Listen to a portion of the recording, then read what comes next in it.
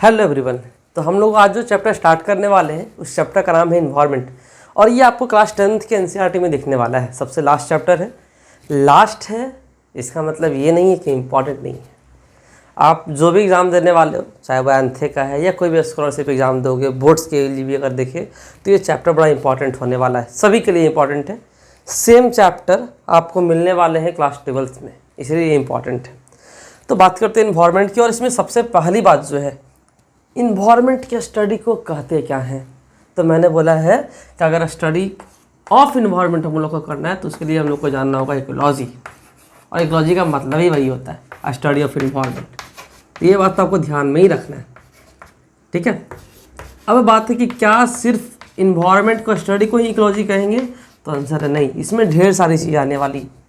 जैसे इस चैप्टर को जब आप पढ़ना स्टार्ट करोगे तो जो सबसे पहला टर्म आपको मिलने वाला है इस चैप्टर में, वो मिलने वाला है आपको क्या, इकोसिस्टम।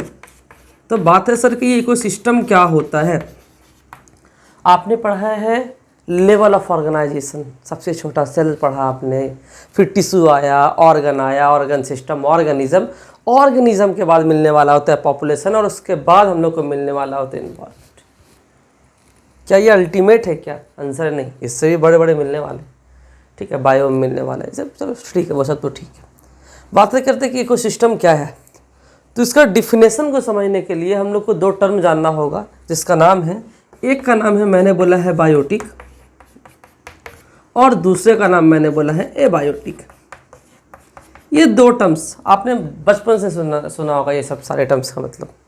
बायोटिक कहने का मतलब क्या होता है बच्चा? तो मैंने बोला है कि जो भी लिविंग कंपोनेंट है ना, लिविंग कंपोनेंट, ठीक है। जैसे हम लोग लिविंग है, इन्वायरमेंट में तो हम लोग लिविंग है ना, तो हम लोग बायोटिक के अंदर आने वाले हैं। और जो भी नॉन लिविंग फैक्टर्स है, नॉन लिविंग, क्या सिर्फ इतना ही लिख दे क्या? तो मैंने बोला कि नहीं, आप नॉन लिविंग के अलावा फिजिकल फैक्टर्स के बारे में बात करने वाले हैं इसमें। अब वो फिजिकल फैक्टर्स क्या क्या हो सकता है, तो मैंने बोला कि आप इसमें पढ़ने वाले हो मॉइस्चर के बारे में, टेम्परेचर के बारे में, सॉइल के बारे में, पीएच के बारे में। ये सारे के सारे फिजिकल फैक्टर्स हैं और लिविंग भी नहीं है, तो मैंने बोला कि वो एबायोटिक के अंदर आने वाले। मैं इसका एग्जांपल आपको एक साथ में लिख देता हूँ। इसमें आपको मिलने वाला है सॉइल मिलेगा, पीएच मिलेगा, और क्या मिलेगा, तो टेम्परेचर मिलने वाला है, और ऐसे ऐसे ढेर सारी मॉइस्चर भी हो, मतलब ऐसा ऐसा ढेर सारी चीज़ मिलने वाला है। ये इकोसिस्टम क्या होता है? बायोटिक और एबायोटिक कंपोनेंट के बीच में रिलेशन देखना है, ये इकोसिस्टम है। मतलब इनके बीच में क्या इंटरैक्शन है। हम लोग जैसे लिविंग है ना, और नॉन लिविंग फैक्टर्स जो फिजिकल फैक्टर्स है, उनके साथ हमारा कैसा इंटरैक्शन है, और इसी इंटरैक्शन के स्टडी को हम लोग, या फिर इंटरैक्शन को इकोसिस्टम कहने वाले हैं। तो इकोसिस्टम का सिंपल सा मतलब होने वाला है interaction between biotic and abiotic factors. बस इतना ही। मैंने क्या बोला, ये क्या है, तो ये इंटरैक्शन,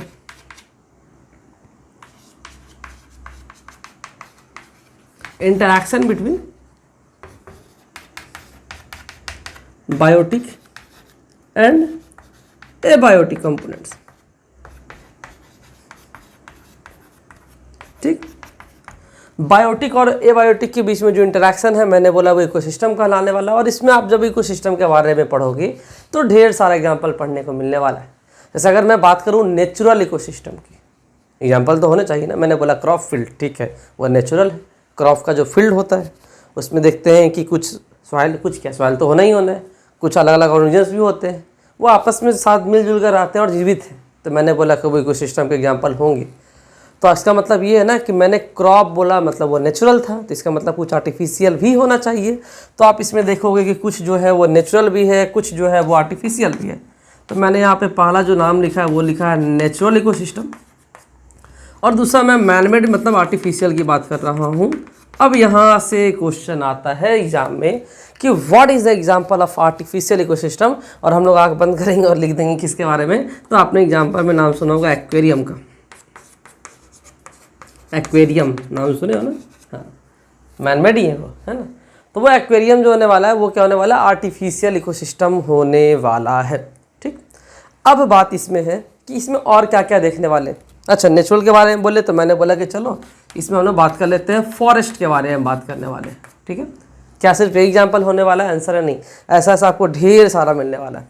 अब अगर मैं बात करता हूँ ना कि इस चैप्टर को जानने के लिए और क्या क्या जानना होगा, तो इसको जानने के लिए अब हम लोग सबसे पहले जो टर्म पढ़ने वाले हैं उस टर्म का नाम है फोटोसिंथेसिस। इंपॉर्टेंट है ना? और मैं बता दूं कि इसका वेटेज अच्छा है, मतलब ये चैप्टर हाई वेटेज का।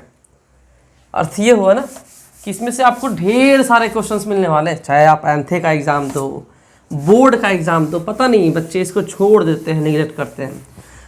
रिवीजन सीरीज के अंदर ही आने वाला है, तो इसका मतलब ये हुआ कि ये बहुत लंबा नहीं होगा, तो बस कुछ देर आओ और ये चैप्टर जल्दी से समाप्त होने वाला है। फोटोसिंथेसिस बड़ा अच्छे से, बड़ा प्यार से समझेंगे और फोटोसिंथेसिस का जो भी मिथ है ना उसको अच्छे से ख़त्म करेंगे। फोटोसिंथेसिस को थोड़ा अच्छे से समझते हैं।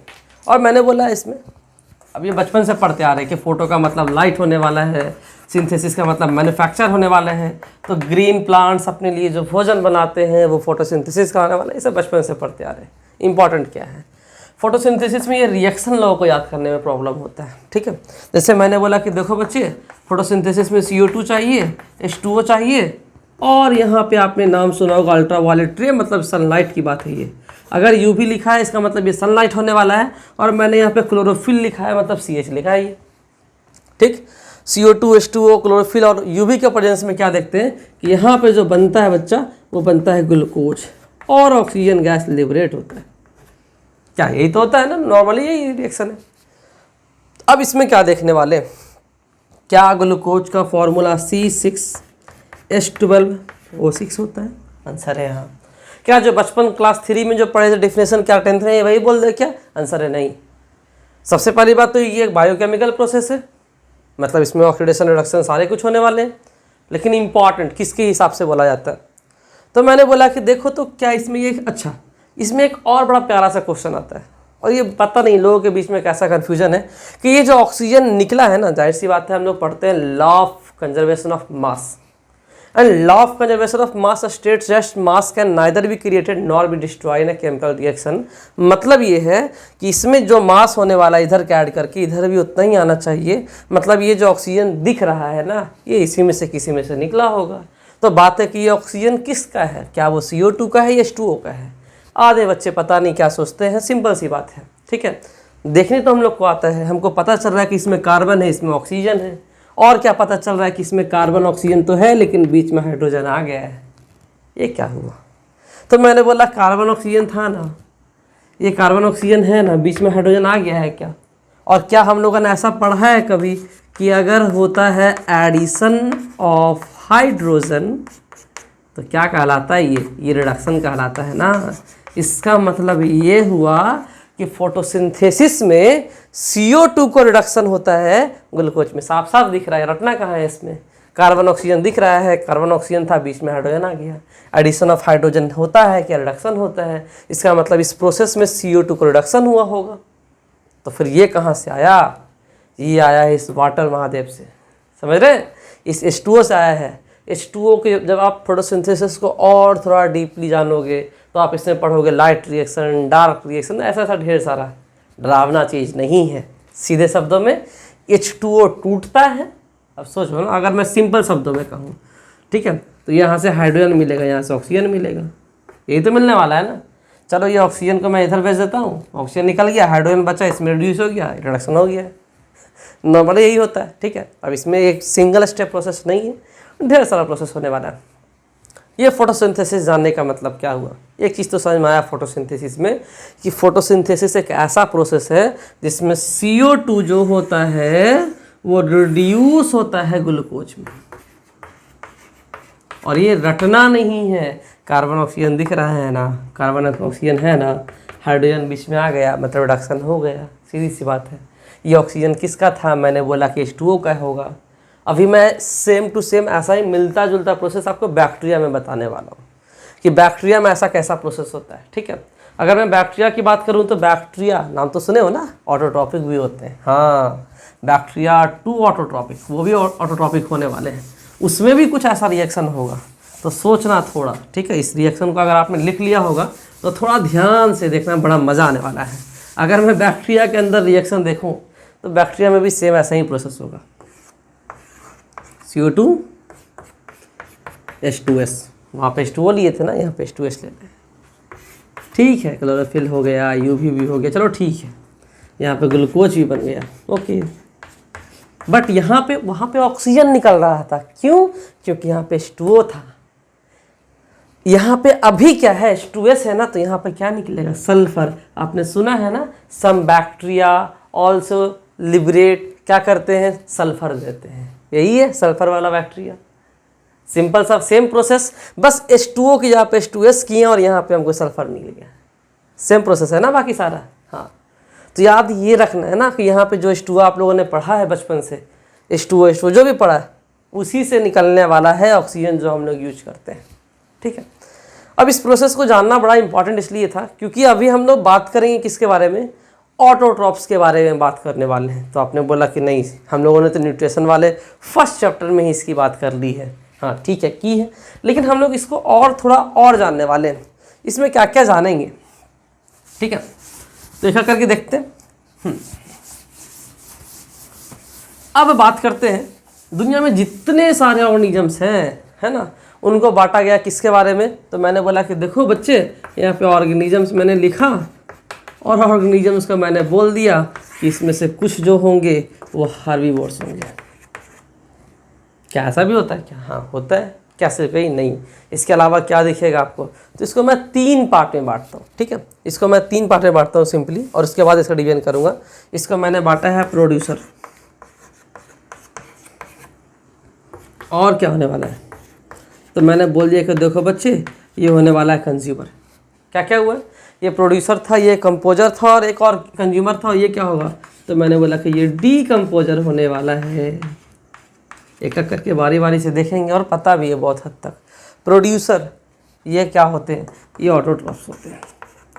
ऑटोट्रॉप्स वही जो फोटोसिंथेसिस करेंगे और अपना खाना खुद बनाएंगे, ऑटोट्रॉप्स प्रोड्यूसर होने वाले हैं। मतलब इसका एग्जाम्पल की अगर मैं बात करूँ, सिर्फ यही नहीं है लेकिन मोस्टली होता है, इसलिए मैं यहाँ पर प्लांट लिखता हूँ।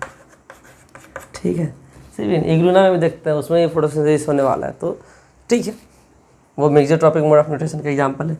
ये कंज्यूमर क्या होने वाला है? तो हम लोग बात करते हैं कि हम लोगों ने जो कार्निवोर्स का नाम सुना है, क्या दूसरे पर डिपेंड होते हैं ना। कंज्यूमर जो किसी और पर डिपेंड हो, और किस पे रहेगा? प्रोड्यूसर पे रहेगा। तो कंज्यूमर कहने का अर्थ हुआ ना, जो प्रोड्यूसर पे डायरेक्टली और इनडायरेक्टली डिपेंड करता है, कंज्यूमर कहलाएगा। और डिकम्पोजर तो हमारे लिए इंपॉर्टेंट है क्योंकि ये लास्ट का प्रोसेस डिकम्पोज करने वाले हैं।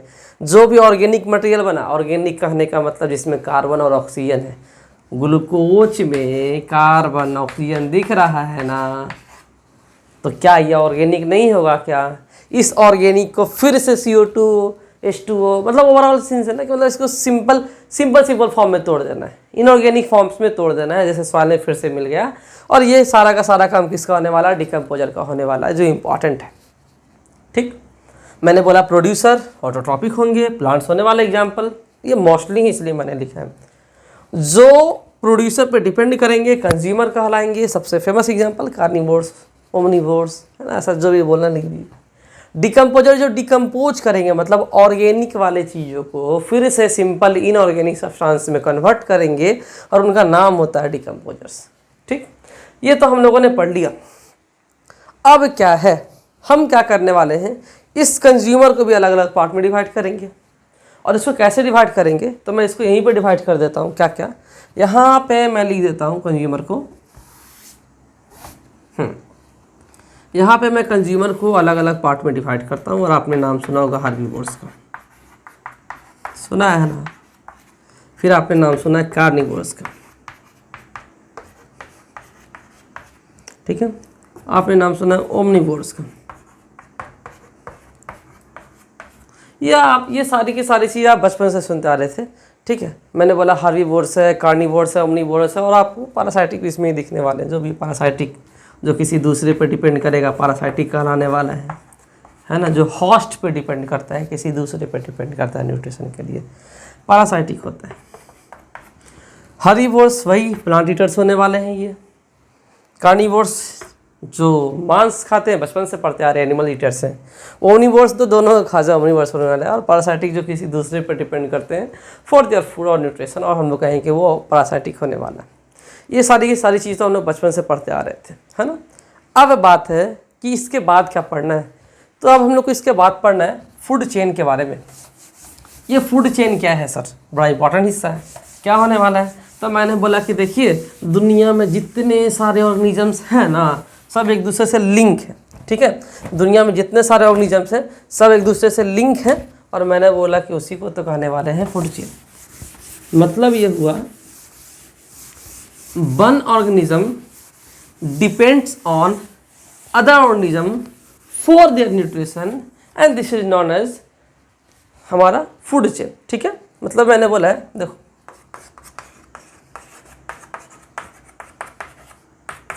फूड चेन, मैंने बोला कि देखो बच्चे ये सीरीज होने वाला है, एक सीरीज ही तो है ना, एक एक करके देखना होता है। तो मैंने बोला कि ये सीरीज है ऑर्गेनिजम्स का, ठीक है, ये series of organisms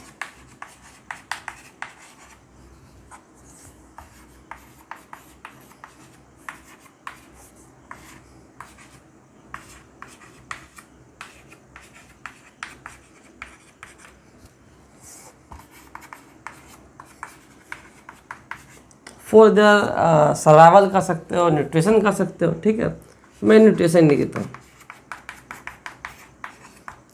series of organisms है, क्या होने वाला है। तो मैंने बोला क्या है, सीरीज ऑफ ऑर्गेनिजम्स है जो क्या होंगे ना, और जिसमें डिपेंड करते हैं। देखिए series of organisms depends on one another for their nutrition, एक दूसरे पर डिपेंडेंट रहने वाले सीरीज बाय सीरीज देखते हैं। जैसे अगर मैं बात करूँ सिंपल सा बात करूँ तो हमको पता है कि ये प्रोड्यूसर मतलब जो प्लांट होता है, ठीक है, बचपन से हमारा है ये बात।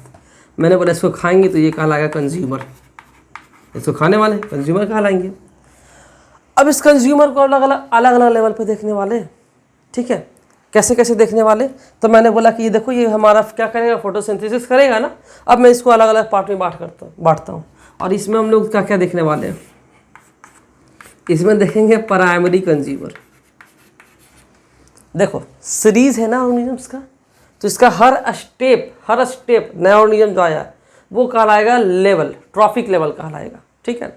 जैसे मैंने बोला कि मान लेते हैं कि ये मेरे पास प्लांट है एक, और इसको खाया किसने, तो ग्रास हॉपर ने खाया। ये सब बड़ा फेमस एग्जांपल है जो आपको ढेर सारे क्वेश्चंस देखने वाले हैं। इसको किसने खाया, तो ग्रास हॉपर्स को मान लेते हैं कि फ्रॉग ने खाया, इंसेक्ट फ्रॉग ने खाया, और फिर इसको खाने वाला है कौन सा, तो मैंने बोला कि स्नेक खाने वाला है।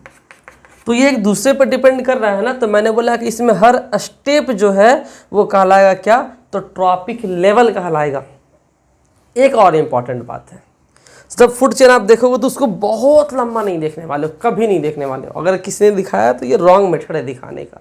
ऐसा क्यों है, तो अभी बस हम लोग कुछ देर के अंदर पढ़ने वाले हैं एनर्जी लॉ, तब पता चलेगा कि एनर्जी लॉ क्या कहता है, और इसी हिसाब से हम लोग बहुत लंबा नहीं बनाते हैं इसको, और इसीलिए तो फूड वेब आया ना।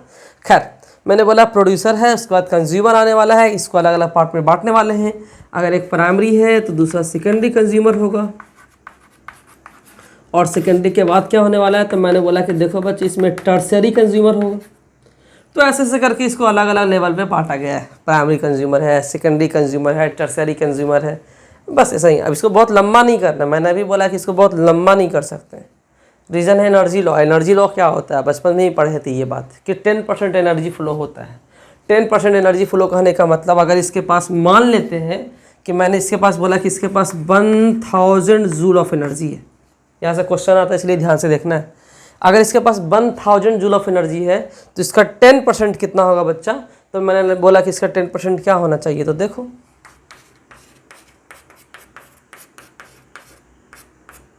100, तो मैंने बोला कि इसके पास 100 जूल एनर्जी आएगा। इसका 100 जूल, इसको इसने ना इसको खाया तो बस इसका 100 जूल एनर्जी आ रहा है। यहाँ से क्या आएगा, तो यहाँ पे 10 आने वाला है, 10 जूल आने वाला है, और फिर यहाँ से फिर 1 जूल आने वाला था। तो सोचो अल्टीमेट लेवल पे एनर्जी तो इतना था, लेकिन जैसे जैसे नीचे आ रहे हैं ना एनर्जी 10% के हिसाब से ही उसको मिल रहा है। तो एनर्जी सोचो अगर मैं इसको लंबा करूंगा तो क्या ऑर्गेनिजम्स को एनर्जी मिलेंगे क्या, बहुत ही नेग्लिजिबल मिलेंगे। इसलिए एनर्जी लॉ ये कहता है कि इसको हम बहुत लंबा नहीं कर सकते। मतलब ये है कि फूड चेन आपको बहुत ही लंबा नहीं दिखेगा, और इसी से मिलता जुलता टर्म फूड वेब है। पता नहीं लोगों को लगता कि what is the difference between food chain and food web. तो मैंने बोला कि इसको बहुत लंबा नहीं कर सकते हैं, तो क्या करेंगे, एक फूड वेब का इजाद हुआ जिसमें ढेर सारे फूड चेन हैं। मतलब अगर मैं बोलूं, अगर मैं आसान शब्दों में कहूं तो फूड वेब अगर मैं लिखता हूं यहाँ पे, और फूड वेब कहने का मतलब होता है कि मेरे पास फूड चेन, ढेर सारा फूड चेन अगर मैं मिला दूं सबको, ठीक है, ढेर सारा फूड चेन है तो फूड वेब कहलाएगा। वो इंटरलिंक है क्या, एक ऑर्गेनिज्म से ग्रासहॉपर को स्नेक भी खा रहा है, ग्रासहॉपर को फ्रॉग भी खा रहा है, और अलग अलग चीज़ें, इसको डायरेक्ट ये खा सकते हैं, इसको मतलब अलग अलग लिंक कर दिए हैं। सिंपल सा आसान शब्दों में फूड चेन का प्रो वर्जन है food web. Food chain is the part of food web, इस चीज़ को ध्यान रखना है। और मैंने बोला कि अगर आप मान लेते हैं एंथे देने वाले हो, ये तो लास्ट ईयर का क्वेश्चन भी था, सेम टू सेम एनर्जी का कुछ वैल्यू देगा, बोलेगा कि बताइए कि यहाँ पे अगर ऐसा है तो सेकेंड ट्रॉपिक लेवल पे, अब समझना है आपको, सेकेंड ट्रॉपिक लेवल मतलब यहाँ से यहाँ आने के लिए बात कर रहा है, तो कितना एनर्जी फ्लो होना चाहिए, तो 10% लगाएंगे ना। अगर 1000 यहाँ है तो यहाँ पे 100 आएगा, यहाँ पे 10 आएगा, यहाँ पे एंड सो ऑन, ऐसा होने वाला है। बहुत बहुत बहुत इंपॉर्टेंट है, ठीक है। ये बात तो सारी की सारी हम लोग को समझ में आने वाली है, ठीक। हम लोगों ने फूड चेन पढ़ लिया है, फूड वेब पढ़ लिया है, अब हम लोग क्या पढ़ने वाले ये देखते हैं, ठीक है। अब बात करते हैं, ये सारी की चीज़ तो हो गई है, अब आपको थोड़ा सा पढ़ना है किसके बारे में, एनर्जी पिरामिड के बारे में। और वो एनर्जी पिरामिड की बात है वो मैं एक स्पेशल लेक्चर में लाऊंगा, क्योंकि उस लेक्चर में मैं आपके प्रीवियस ईयर क्वेश्चन सारे के सारे करवाने वाला हूँ, ठीक है। सारे के सारे जो अच्छे एग्जाम से पूछे गए हैं वो सारे के सारे क्वेश्चंस उसमें होंगे। क्या इस चैप्टर में और भी कुछ छूट रहा है क्या, तो एक सिंपल सा एक टर्म है जिसका नाम है बायोलॉजिकल मैग्नीफिकेशन, इसको समझ लेते हैं, थोड़ा सा ओजोन के बारे में समझ लेते हैं, और उसके बाद एनर्जी लेवल, वो जो टॉपिक लेवल था उसको देखने वाले हैं, ठीक है। खैर, सबसे पहले मैंने बोला है बायोलॉजिकल मैग्नीफिकेशन क्या है, एट्रोफिकेशन क्या, ढेर सारा टर्म्स मिलने वाला है, ठीक है। अभी ढेर सारे टर्म्स इंपॉर्टेंट है क्या, हाँ बहुत इंपॉर्टेंट है। कैसे इंपॉर्टेंट है बच्चा, तो मैं बता देता हूँ, ठीक। जैसे कुछ चीज़ें होती है ना जो सॉल्यूबल नहीं है, जैसे अगर मैं यही फूड चेन बनाता हूँ, मान लेते हैं मैंने फूड चेन बनाया है, ठीक है। और एक और याद रखना है कि हम लोग टॉप कार्निवोर में आते हैं, टॉप लेवल पे आते हैं। जैसे मैंने बोला कि प्राइमरी कंज्यूमर था, सेकेंडरी था, टर्सरी था, उसी तरह से टॉप कार्निवोर में आने वाला है जो हम लोग अल्टीमेट सबको खा लेते हैं, ठीक है। खैर ये दिखने वाला है। अब देखिए बच्चा जी, अगर मैं बात करता हूँ, मेरे पास क्या था, तो मैंने बोला कि प्लांट है, ठीक। इसको खाने वाला ग्रासहॉपर,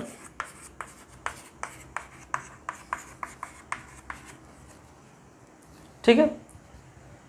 उसके बाद मैंने बोला कि इसको और कौन खाएगा, तो मैंने बोला कि इसको खाने वाले हैं फ्रॉग, और फ्रॉग को खाएंगे स्नेक,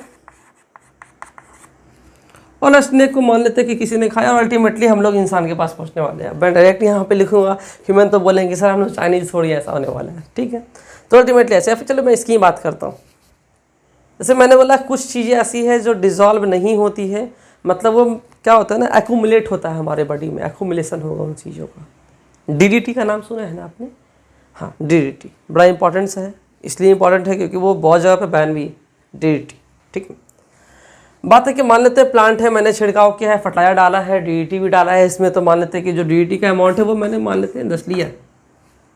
ग्रासहॉपर है ना, इसने एक प्लांट थोड़ी खाया, ढेर सारा खाया होगा, इसका DDT का अमाउंट यहाँ पे थोड़ा बहुत इंक्रीज कर गया, मान लेते हैं कि वो हो गया ऑयल लेवल।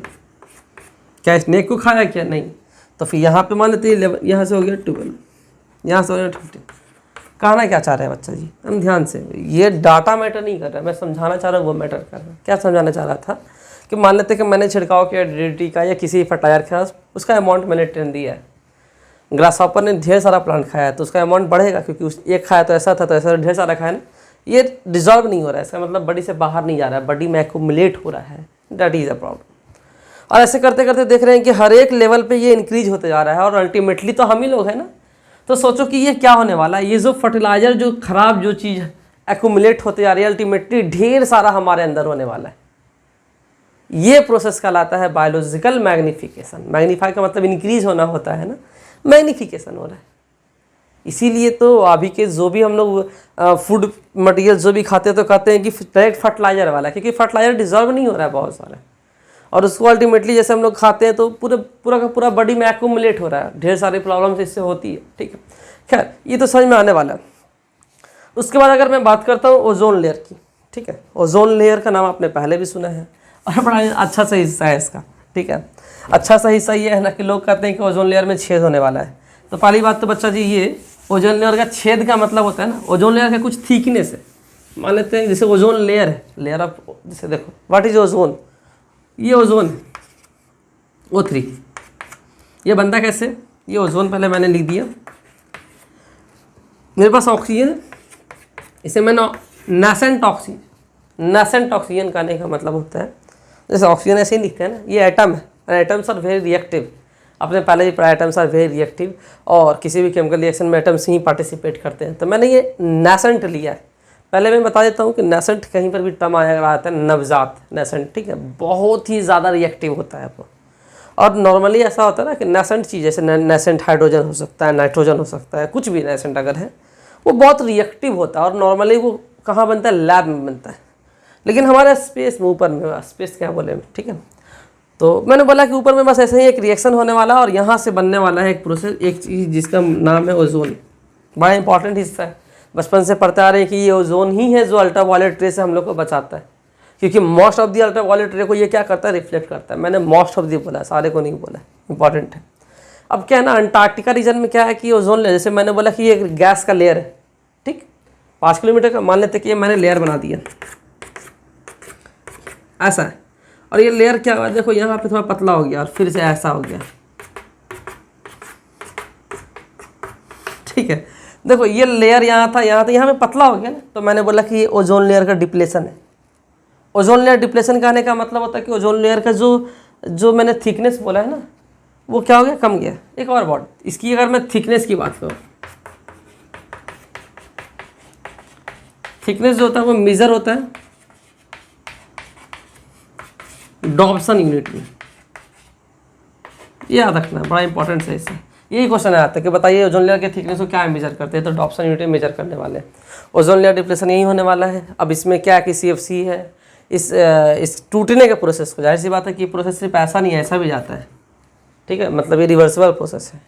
तो अगर ओजोन लेयर बहुत जल्दी से टूटना स्टार्ट होगा तो ऐसा टूटना स्टार्ट होगा, और टूटेगा, जाहिर सी बात है कि ओजोन का कमी होगा ना, सोचो कि ये टूट के ऐसा बन गया, तो जाहिर सी बात ये कम रहा है, तो मैंने बोला कि कम का मतलब डिप्लेशन होने वाला है, मतलब लेयर पतला होने वाला है, ये तो हो रहा है, ठीक है। और अब थोड़ा बहुत हील कर रहा है, मतलब जो हम लोग जो बचपन में पढ़ते आ रहे थे कैसा, लेकिन अब धीरे धीरे ठीक हो रहा है थोड़ा बहुत। क्लोरोफ्लोरोकार्बन्स और मेनी अदर चीज़ें हैं जिसके लिए रिस्पॉन्सिबल होती है। मैंने बोला कि इसका एक और लेक्चर आएगा जिसमें मैं सारा का सारा क्वेश्चन डिस्कशन कराने वाला हूँ। पहली चीज़ एनर्जी पिरामिड जो है, आप लोगों ने अगर नाम सुना होगा, आपके साथ बुक में नहीं दिया है, लेकिन हम लोग उसको पढ़ेंगे, पिरामिड जो पढ़ने वाले हैं, ठीक है, जैसे एनर्जी ऑफ पिरामिड पढ़ेंगे, नंबर का पिरामिड पढ़ेंगे, और उसमें ट्रॉफिक लेवल को और अच्छे से जानेंगे, ठीक है। उसके लिए एक लेक्चर, छोटा सा लेक्चर आएगा। धन्यवाद।